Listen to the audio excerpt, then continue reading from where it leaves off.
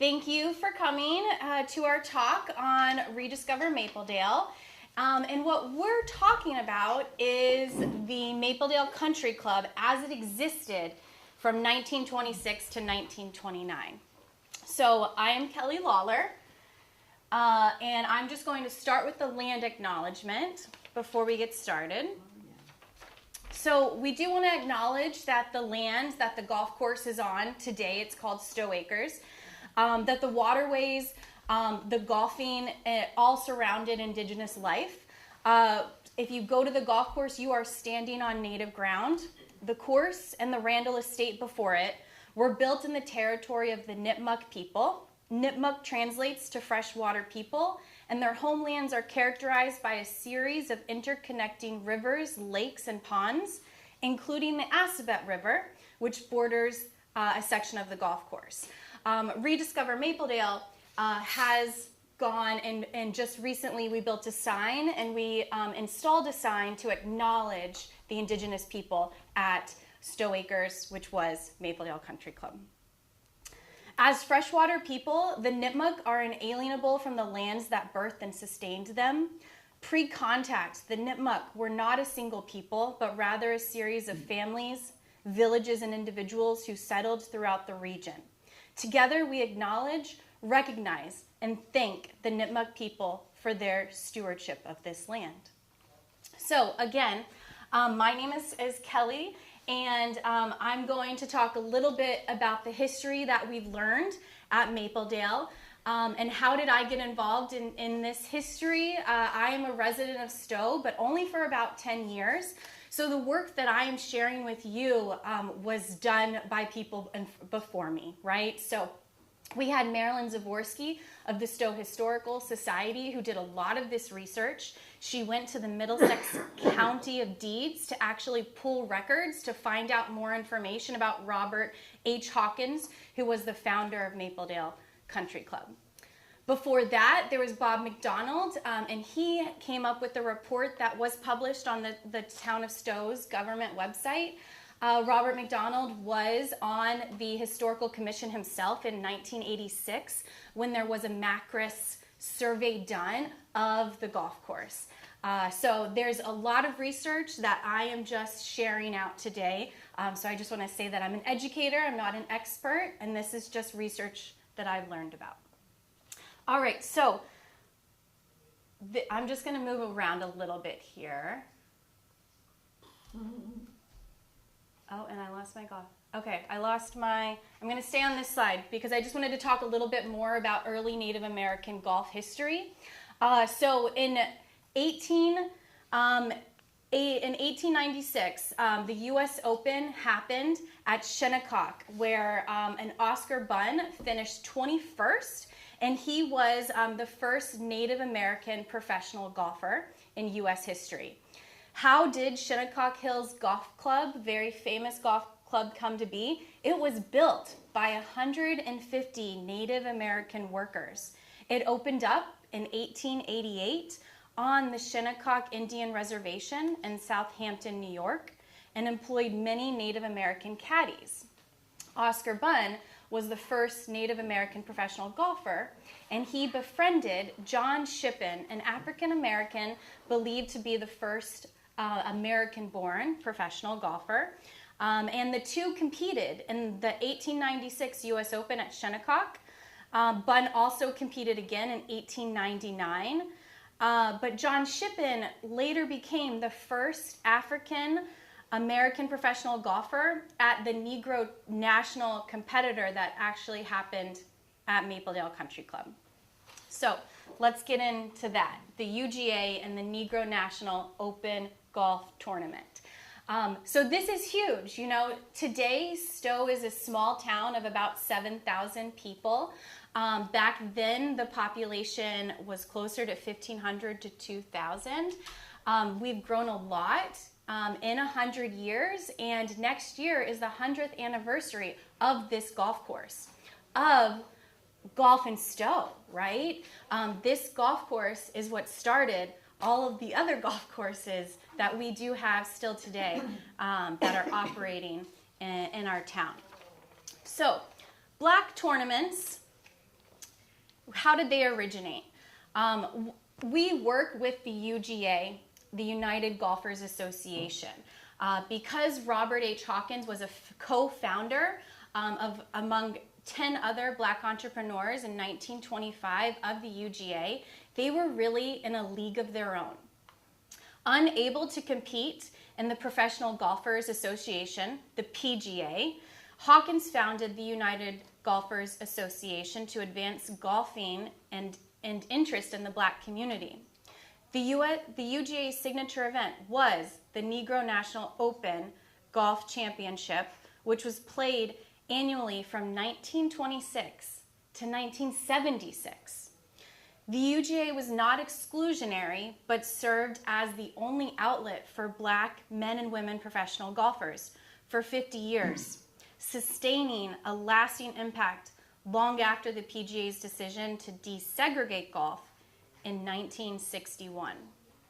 So, Mapledale hosted the first 3 UGA tournaments here in Stow in 1926, 1927, and 1928. So as a resident of Stow, when I learned about this history, I just thought that we really needed to have more people talk about it, share this history, and that's how I ran into Marilyn, and that's how I met Bob McDonald. And it all started in 2022 when we put together a meeting at the library, at the Randall Library. And we had, close to 20 people come out and saying that they wanted to create an organization to celebrate this history. And so officially this year we are a nonprofit 501c3. All right, so let's talk a little bit about how Mapledale got established in 1926. And as you can see, we have this newspaper article that highlights this history that says the golf club in Stow is for colored people, Mapledale Country Club believed to be only one of its kind. Now, after further research, it might have been the only one of its kind in New England. We think it was the only one of its kind in Massachusetts, but there are other instances of amazing black golf courses that were popping up in this era. From 1921 with Shady Rest in New Jersey, and there's one in Ohio. There's a few different courses throughout the country that we've also learned about. Robert H. Hawkins was a black entrepreneur, and as American golf popularity rose during the late 19th and 20th centuries, increased black participation shaped the game. Among the influential pioneers was Robert H. Hawkins, a black businessman who in 1926 became one of the first among his peers to build, own, and operate a black golf course and club here in Stow named Mapledale Country Club. He was born in 1888 in Adams, Massachusetts. Hawkins learned golf like many other black children of his era by caddying. He worked at clubs throughout New England, rising to caddy master and later to a club manager, the first black person to attain this position in the region. He had, we really had a lot of dreams about what programs were going to be offered at Mapledale. Hawkins had big visions. On August 15th, 1926, the Boston Globe reported, when the proposition is in full swing, there will be, in addition to golf, tennis, trap and gallery shooting, croquet, quoits, and horseback riding for summer sports, as well as the winter enjoyments. For Mapledale will be an all-year-round proposition. His full dream never came to full fruition, however, ending prematurely in 1929 with the onset of the Great Depression. So we are celebrating the Mapledale from 1926 to 1929. All right, and here's another really great article that we found in the Pittsburgh Courier. And it talks about, this is actually a very poor picture of Robert H. Hawkins and his wife Edith, very grainy, but they were pictured at a UGA tournament. And this was in 1952 by the Pittsburgh Courier. But what really stands out to me was one of this heading. calling Hawkins the father of Negro golf, and also helped to pioneer the UGA. So that really puts his legacy into a bigger light, not just on our local level that we have in Stow, but also on that national level. Golfers would come from Pittsburgh, Washington, D.C., Baltimore, Maryland, and they came in droves to Stow in these years that we had this huge open golf tournament.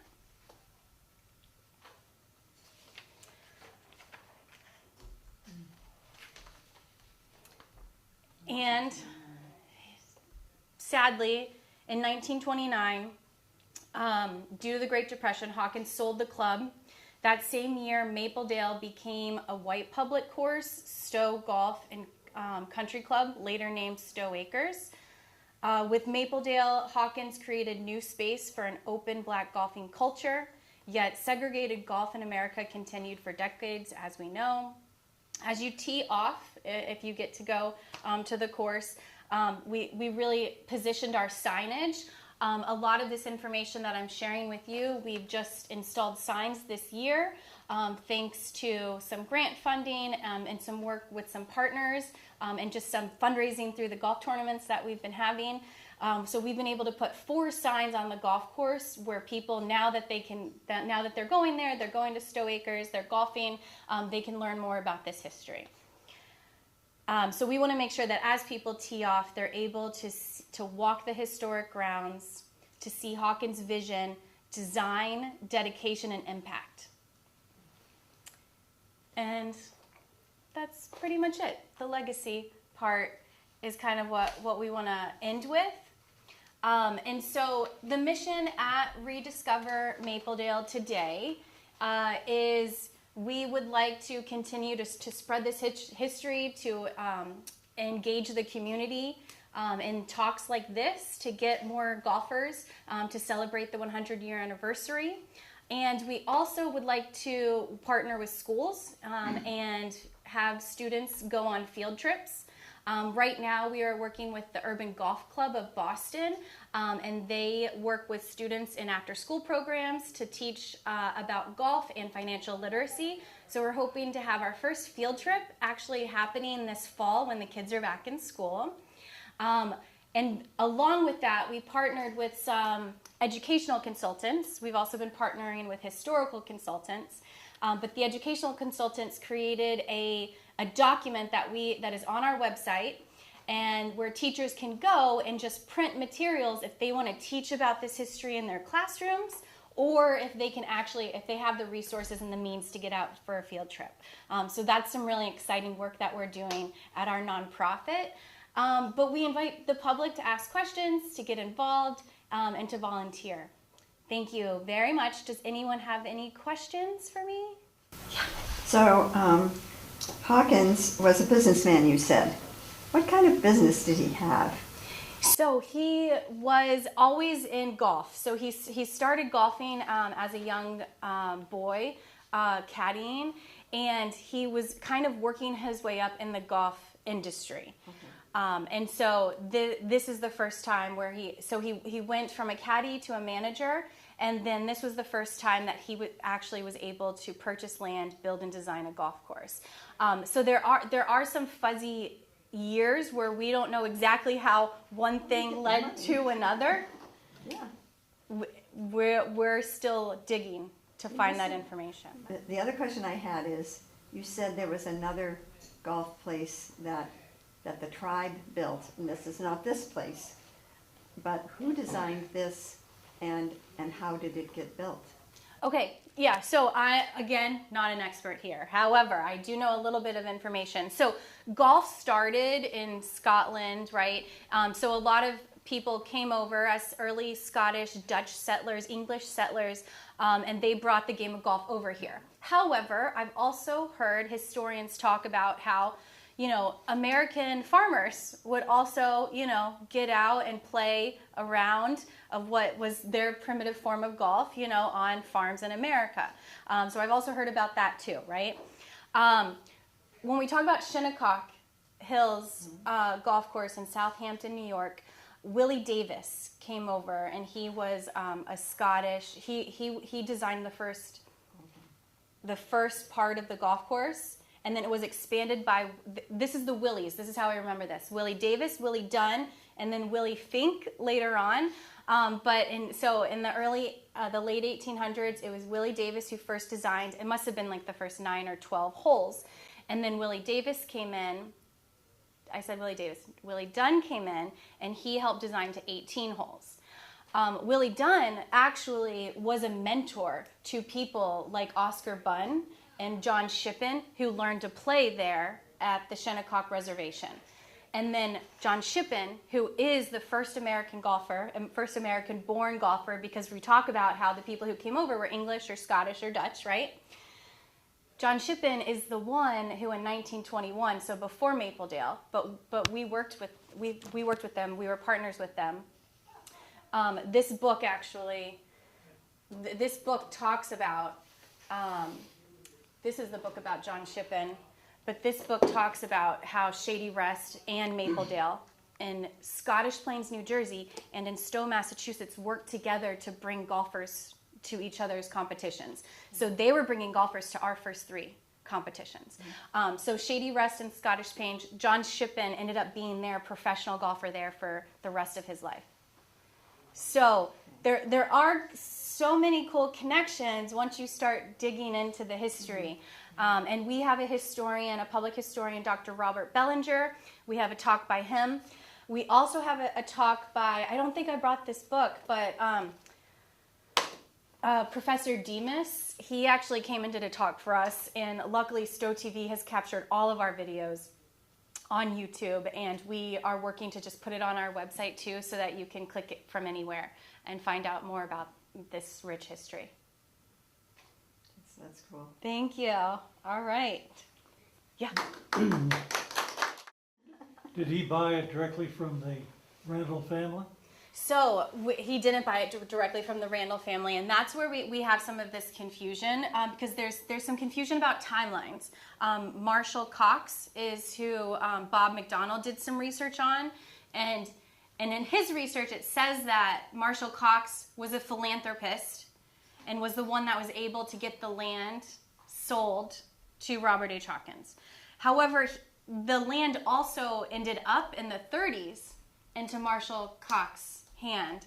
So maybe that means that he did help in the financing, and then it ended up back in his hands. Yeah. So that's where we're a little cloudy on our research of how did all the pieces fall together. But Marilyn Zavorsky went to the Registry of Deeds in Middlesex County, and she found the 3 years that this was owned by Robert H. Hawkins. Yeah, and so we have those documents in our archive. He held the deed.